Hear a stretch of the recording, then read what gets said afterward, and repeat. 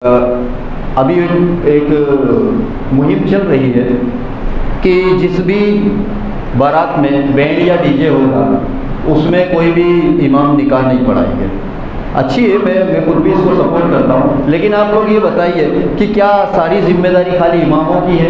امام نکاح نہیں پڑھائے گا، باقی ہم تو جائیں گے اس کی ڈی جے والی بارات میں، اس کے کھانے میں بھی شریک ہوں گے، اس کے ولیمے میں بھی رہیں گے، نکاح میں بھی رہیں گے۔ ہاں، لیکن اگر امام نے نکاح پڑھا دیا تو پھر اس کو ہم اپنی مسجد سے نکال دیں گے، تو یعنی امام کے اوپر پورا ٹھیکرا پھوڑ دیں گے ہم، ہماری کوئی ذمہ داری نہیں۔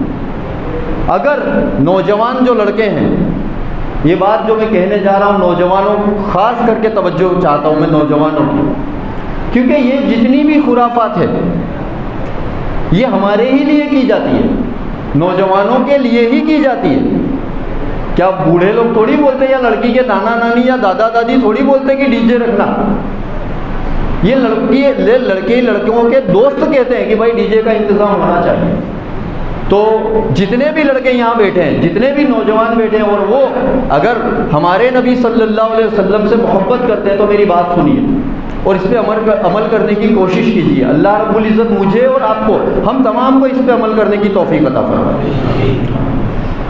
ہونا یہ چاہیے کہ جیسے دوستوں میں ایک گروپ بندی ہوتی ہے نا، کچھ لوگوں کا دوستوں کا گروپ ہوتا ہے، تمام لوگوں کا ہوتا ہے، چاہے ہماری کوئی بھی عمر ہو، ہماری عمر والوں میں ہمارا ایک گروپ ہوتا ہے، تو ہم ہمارے گروپ میں یہ بات ڈالیں، وہاں ایک طرح کی قسم کھا لیں کہ جس دوست نے بھی اپنی شادی میں ڈی جے یا بینڈ یا ایسی کوئی بھی خرافات کی تو ہم اس کی شادی میں شریک نہیں ہوں گے۔ بس صرف آپ اتنا کر لو، پھر دیکھو انشاءاللہ کسی بھی شادی میں ڈی جے نہیں نظر آئے گا۔ وجہ، جب دوست لوگ ہی ہماری بارات میں نہیں ہوں گے تو ڈی جے کس کے لیے بجایا جائے گا؟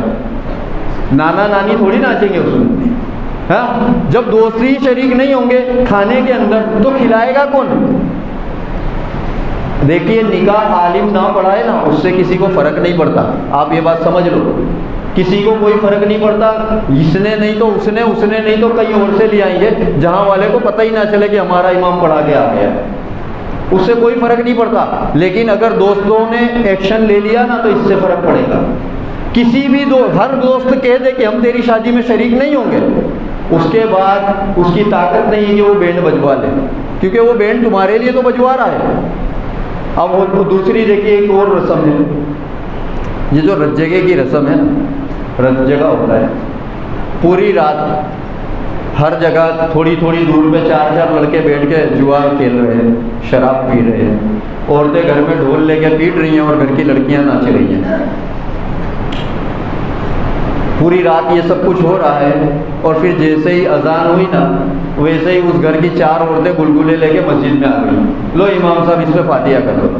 پوری رات ہم نے جو خرافات کی ہیں، ناچ گانا ڈھول تاشا اور جو جوا، اب امام صاحب کے فاتحہ کرنے سے سارا کچھ صحیح ہو جائے گا۔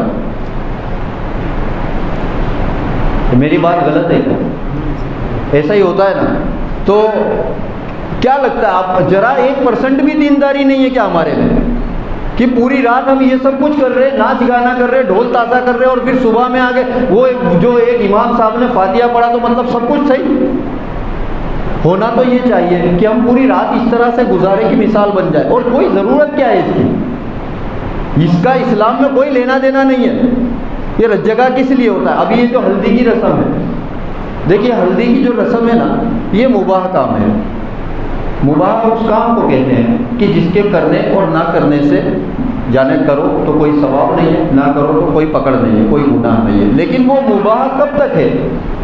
ہلدی کے اندر اللہ تبارک و تعالیٰ نے تاثیر رکھی ہے کہ وہ کسی کے جسم پر ملی جائے تو اس میں چمک پیدا ہوتی ہے، خوبصورتی آ جاتی ہے۔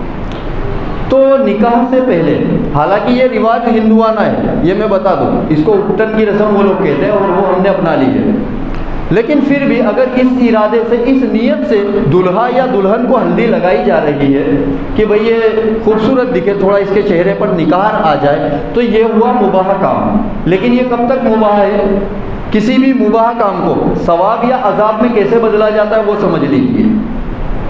اب یہ مباح کام ہے، اگر اس کے اندر مباح کب تک ہے وہ سمجھ لیجیے، مباح جب تک ہے جب نا لڑکے کا بڑا بھائی یا لڑکے کا ایک دم خاص دوست اس کے چہرے پہ ہلدی لگائیں اور یہ ہاتھوں کی کہنی تک لگائیں یا پیروں کے پنجے تک، بس اس سے زیادہ نہیں، اور وہ بھی کون؟ لڑکے کا سگا بھائی ہو یا ایک دم قریبی دوست ہو۔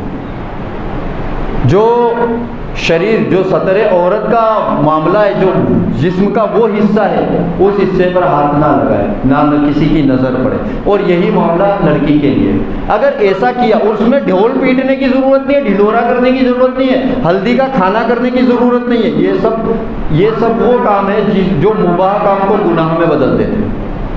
اگر ہم نے ایسا کیا تو اب یہ کام گناہ ہو گیا۔ لڑکا بیٹھ گیا ہے، نامحرم عورتیں آ گئی ہیں، اب وہ اس کو لے کے ہلدی لگا رہی ہیں، تو اب یہ کیا ہو رہا ہے؟ آنکھوں کا زنا ہو رہا ہے، غیر محرم عورت کو دیکھ رہا ہے نا لڑکا۔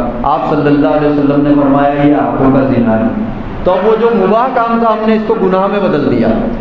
اگر آپ ہلدی کرنا چاہتے ہیں تو اس طرح سے ہلدی کیجیے، کسی کو بلانے کی ضرورت نہیں ہے، گھر میں اتنے سارے لوگ ہیں، لڑکی کی ماں ہے وہ لگا دے، لڑکی کی بہنیں ہیں وہ لگا دے، یا لڑکے کا بھائی ہے یا کوئی خاص دوست ہے وہ لگا دے۔ اس میں دنیا کو جتانے کی ضرورت نہیں۔ کیا ہم عام دنوں میں نہاتے ہیں تو لوگوں کو جتاتے ہیں کیا کہ آج میں نہانے جا رہا ہوں؟ تو یہ ویسا ہی کام ہے۔ اب اس میں یہ لوگوں کو ڈھلورا پیٹنے کی کیا ضرورت کہ آج ہلدی ہے، یا ہلدی کا کھانا، یہ بھی ہے نا ایک ایسا کام ہے جو شادی کو کٹھن کرتا ہے۔ تو ان سے بچنے کی کوشش کیجیے۔